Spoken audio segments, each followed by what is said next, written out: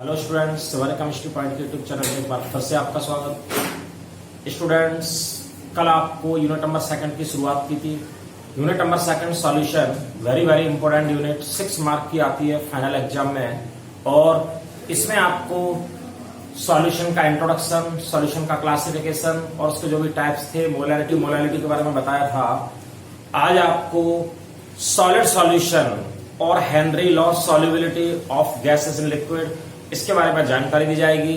आज का पहला टॉपिक देखिए, solid solution. What is solid solution? ऐसे सॉल्यूशन जिसमें सॉल्वेंट और सॉल्यूट दोनों ही क्या हो, सॉलिड।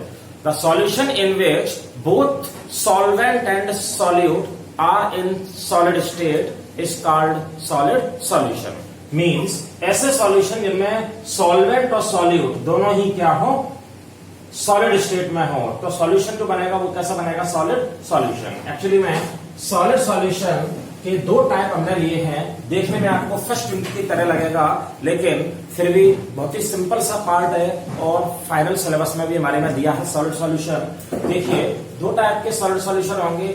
एक टाइप हमारे पास पहला वाला है, वो होगा सब्स्टिट्यूशनल सॉलिड सॉल्यूशन। तो सब्स्टिट्यूशनल सॉलिड सॉल्यूशन में क्या होगा, ऐसे सॉल्यूशन, ऐसे सॉलिड सॉल्यूशन जिनमें सॉल्वेंट और सॉल्यूट दोनों ही क्या है, सॉलिड, और सॉल्वेंट और सॉल्यूट दोनों के पार्टिकल का साइज कैसा हो, सेम।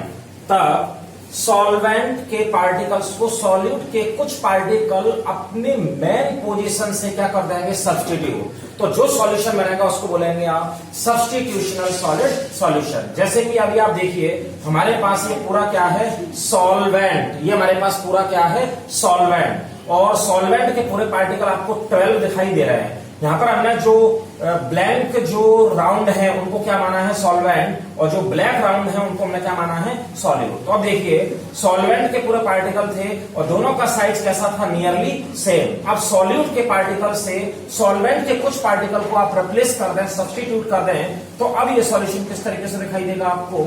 माना कि एक हमने यहां से रिप्लेस कर दिया, एक यहां से कर दिया, एक इधर से कर दिया। तब आप देखिए कि अब यहां पर सॉल्वेंट के पार्टिकल को सब्स्टिट्यूट करके कुछ पार्टिकल किसके आ गए, सॉल्यूट के। और ऐसा होने से जो होमोजीनियस मिक्सचर बनेगा, that is called substitutional solid solution. ये भी उसी तरीके से होंगे, एटम, मॉलिक्यूल और आयंस किस तरीके से भी हो सकते हैं। और ज्यादातर मेटल बनाती हैं सॉलिड सॉल्यूशन। जैसे कि अब आप देखिए इसके एग्जाम्पल, पहला एग्जांपल आप देखेंगे सब्स्टिट्यूशनल सॉलिड सॉल्यूशन का, वो क्या होगा, ब्रास। और ब्रास में क्या होगा, ब्रास में कॉपर और जिंक आपस में मिक्स होते हैं। 80% कॉपर और 20% जिंक को जब होमोजीनियसली मिक्स कर दिया जाए तो क्या बन जाएगा, एक सॉलिड सॉल्यूशन। इसमें जो ब्रास में जो सॉल्वेंट थे वो क्या थे, कॉपर के पार्टिकल्स, और जो सॉल्यूट है वो क्या है, जिंक। यानी कॉपर और जिंक आपस में मिक्स अप होके, होमोजीनियस मिक्स अप होके जो सॉल्यूशन बनाएंगे, that is called substitutional solid solution.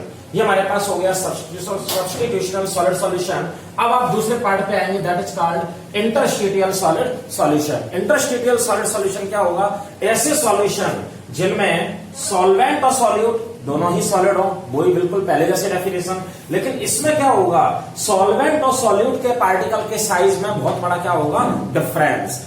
एक के पार्टिकल, सॉल्वेंट के पार्टिकल का साइज कैसा होगा, लार्ज, और सॉल्यूट के पार्टिकल का साइज कैसा होगा, स्मॉल। अब आप देखिए, यहां पर हमने दोनों करे हैं। ये हमारे पास सॉल्वेंट के पार्टिकल जो लार्ज दिखाई दे रहे हैं, ये हमारे पास सॉल्यूट के पार्टिकल जो थोड़े से स्मॉल दिखाई दे रहे हैं। सॉल्वेंट और सॉल्यूट को जब आप होमोजीनियस मिक्स करें, मतलब इसमें कोई एक दूसरे को सब्स्टिट्यूट करेगा नहीं, बल्कि सॉल्वेंट हमारे पास पूरा दिखाई दे रहा है और सॉल्यूट के जो पार्टिकल हैं, सॉल्यूट के पार्टिकल सॉल्वेंट के पार्टिकल्स की इंटरस्टिशियल वॉइड्स में होमोजीनियसली यहां पर प्रेजेंट आपको दिखाई देंगे।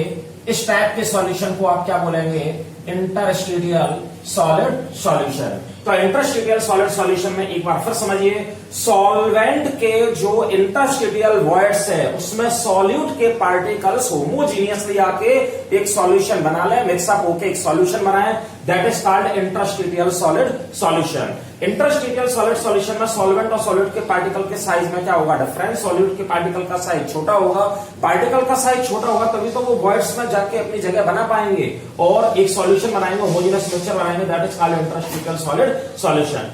इंटरस्टिशियल सॉलिड सॉल्यूशन का एक एग्जांपल हमारे पास होता है टंगस्टन कार्बाइड। टंगस्टन एक मेटल है, टंगस्टन पूरी माना कि जो व्हाइट और ब्लैक पार्टिकल बड़े साइज के जो आपको दिखाई दे रहा है वो पूरा क्या है, टंगस्टन। और नॉन मेटल जो कार्बन है उसके पार्टिकल का साइज कैसा था, छोटा। तो वो इसकी बॉयड्स में आके यहाँ पर उन्होंने अपनी जगह बनाई और एक होमोजीनियस मिक्सचर बनाया, दैट इज कॉल्ड सॉल्यूशन। तो हमारे पास हो गए what is solid solution and types of solid solution. इसका मैटर भी आपको आज नोट्स में भेजेंगे। और ये हमारे पास दोनों टाइप सॉलिड सॉल्यूशन के। अब सॉलिड सॉल्यूशन के बाद अब अपन इस यूनिट के नेक्स्ट पार्ट पे आएंगे और नेक्स्ट पार्ट इस यूनिट का हमारे पास है सॉल्युबिलिटी एंड हेनरी लॉ। तो अब हमारा जो नेक्स्ट टॉपिक है सॉलिड सॉल्यूशन के बाद वो है सॉल्युबिलिटी। और हमारे सिलेबस में जो मेनली है वो है solubility of gases in liquid. तो सबसे पहले तो आपको यही मालूम होना चाहिए कि व्हाट इज सॉल्युबिलिटी। सॉल्युबिलिटी होती क्या है, तो ये तो सभी जानते हैं कि सॉल्वेंट में सॉल्यूट को डिसॉल्व करना और सॉल्यूशन बनाना, उसको आप क्या बोलेंगे, पूरी प्रोसेस को सॉल्युबिलिटी। तो सॉल्युबिलिटी होगी क्या, सॉल्युबिलिटी की डेफिनेशन आपको आना चाहिए, the amount of solute in gram. हमने सॉल्यूट का जो अमाउंट है उसको ग्राम में लिया है। The amount of solute in gram dissolve in 100 gram of solvent to give a saturated solution at a given temperature। मतलब कांस्टेंट टेम्परेचर या गिवन टेम्परेचर पर जब किसी सॉल्वेंट के 100 ग्राम में आप सॉल्यूट की क्वांटिटी को ग्राम में डिसॉल्व करें और एक सैचुरेटेड सॉल्यूशन को बना दें, that is called solubility of gas, that is called solubility. अब देखिए एक बार और, the amount of solute in gram dissolve in 100 gram solvent to give saturated solution at a given temperature is called solubility। solubility को आप अगर देखेंगे तो solubility को हम इस तरीके से भी देख सकते हैं।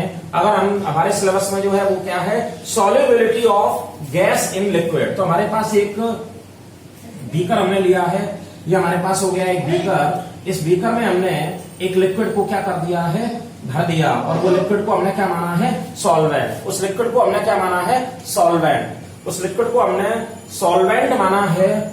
और अब आप इसके ऊपर एक गैस, ये हमने जी गैस को हमने क्या कर दिया, इसके ऊपर भर दिया।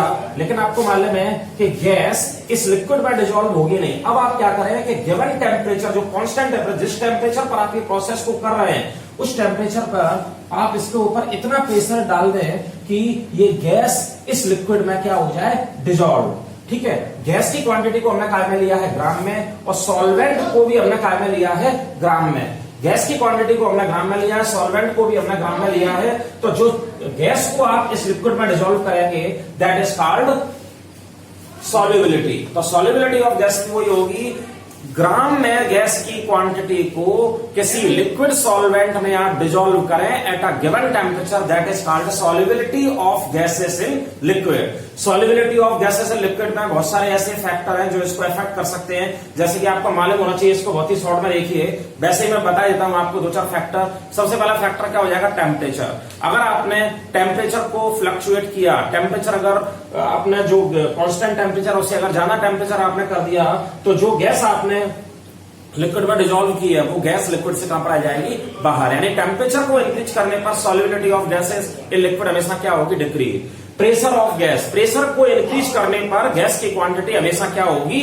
इंक्रीज होगी। मतलब अगर आप जितना प्रेशर गैस पर डालेंगे उतना उतना गैस की अमाउंट काय में डिसॉल्व हो जाएगा, लिक्विड में। तो ये कुछ इसके फैक्टर्स हैं, लेकिन इन फैक्टर में जो गैस में, लिक्विड में गैस की जो सॉल्युबिलिटी है उसके लिए एक बहुत ही इंपॉर्टेंट लॉ है, that is called Henry law. और हेनरी लॉ को आपने 11th क्लास में भी पढ़ा है, लेकिन आज एक बार फिर आपको हेनरी लॉ के बारे में बताया जाएगा।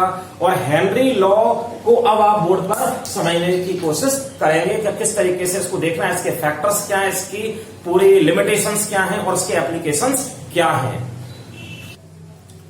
तो किसी गैस की किसी लिक्विड में सॉल्युबिलिटी के लिए एक बहुत ही इंपॉर्टेंट लॉ दिया गया है, that is called Henry law. Henry law के बारे में आपने 11th क्लास में भी स्टडी किया था, आज आप उसको एक बार फिर देख लीजिए। Henry law, what is Henry law? Henry law होता क्या है? तो हेनरी लॉ क्या होगा, at constant temperature the solubility of a gas in a liquid is directly proportional to pressure of gas. मतलब अगर आप किसी लिक्विड में किसी गैस को डिजोल्व करना चाहते हैं तो देखिए हमारे पास एक हमने बीकर लिया, उसमें हमने क्या भर लिया, एक लिक्विड, और लिक्विड के ऊपर हमारे पास क्या है, कुछ गैस के पार्टिकल्स, और अब आपने इसमें क्या लगा दिया, एक पिस्टन।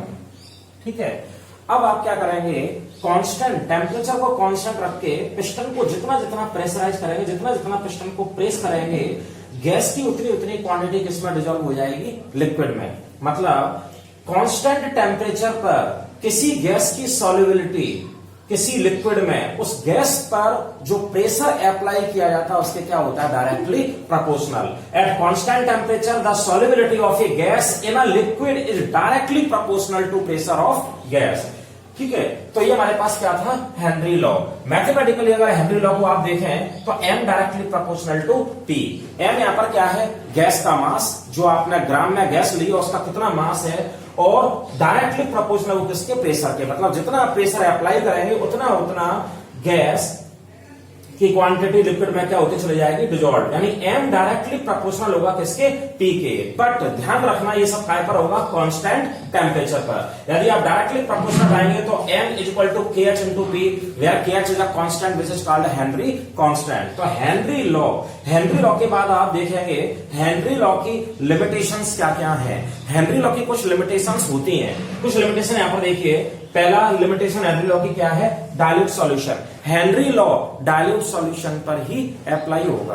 अगर हमारे पास कोई लिक्विड है और उसमें पहले से बहुत सारी इंप्योरिटीज हैं, तो आप उस लिक्विड में गैस को डिजोल्व करने की कोशिश करेंगे तो लिक्विड के अंदर उतनी जगह है ही नहीं कि और वो गैस को अपने अंदर क्या होने दे, डिजोल्व। तो जो हेनरी लॉ होगा वो एप्लीकेबल कब होगा, जब जो लिक्विड है वो कैसा हो, डाइल्यूट हो, मतलब उसमें और पहले से कुछ इंप्योरिटीज ना हो, यानी डाइल्यूट सॉल्यूशन के लिए एप्लीकेबल होंगे। Second, dissociation and association.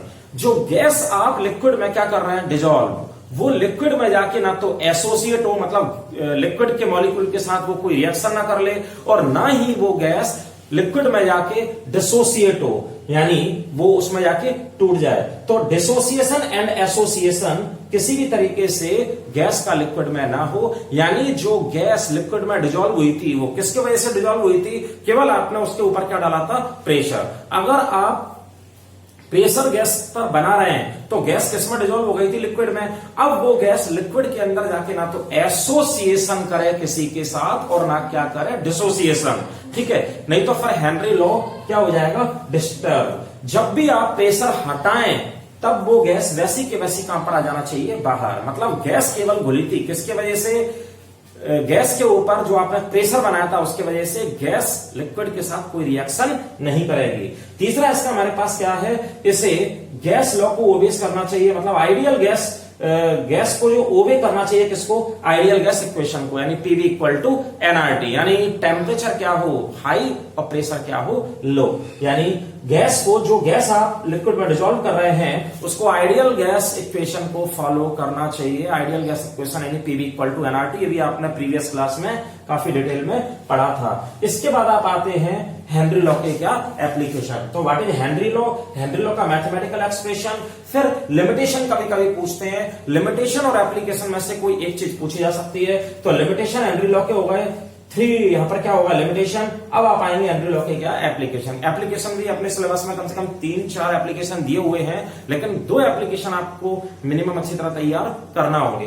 पहला एप्लीकेशन क्या है, टू मेक कार्बोनेटेड ड्रिंक्स। अब देखिए कार्बोनेटेड ड्रिंक्स में हेनरी लॉ किस तरीके से हम अप्लाई करेंगे, बिल्कुल यही है कि हमारे पास कार्बोनेटेड कोल्ड ड्रिंक्स का मतलब क्या हुआ, वो सभी ड्रिंक्स जिनमें हम कार्बन डाइऑक्साइड को क्या करेंगे, डिजोल्व। तो अब हमने यहां पर गैस की जगह क्या कर दिया, कार्बन डाइऑक्साइड। जब आप कार्बन डाइऑक्साइड को किसी लिक्विड में डिजोल्व करेंगे तो आपको कार्बन डाइऑक्साइड के ऊपर एक प्रेशर अप्लाई करना पड़ेगा, तभी वो कार्बन डाइऑक्साइड उस लिक्विड में क्या होगी, डिजोल्व, और वो क्या बना देगी, कार्बोनेटेड ड्रिंक्स। कार्बोनेटेड ड्रिंक्स बनाने के लिए हम कांस्टेंट टेम्परेचर में किसी लिक्विड के ऊपर कार्बन डाइऑक्साइड लेके और उस CO2 के ऊपर क्या डालते हैं, प्रेशर। तो CO2 प्रेशर की वजह से लिक्विड में क्या हो जाएगी, डिजोल्व, और क्या बन जाएगा, कार्बोनेटेड ड्रिंक्स। जब आप इस प्रेशर को हटाएंगे तो CO2 कहां पर आ जाएगी, बाहर। जैसा कि आपने देखा है कि कोल्ड ड्रिंक्स होती हैं कोल्ड ड्रिंक्स की जब स्टॉपर को अपन कभी कभी खोलते हैं तो आप देखते हैं कि झाग के फॉर्म में बहुत सारा लिक्विड कहां पर जाता है, बाहर। एक्चुअली में जो उसमें हाई प्रेशर पर गैस डिजोल्व की गई थी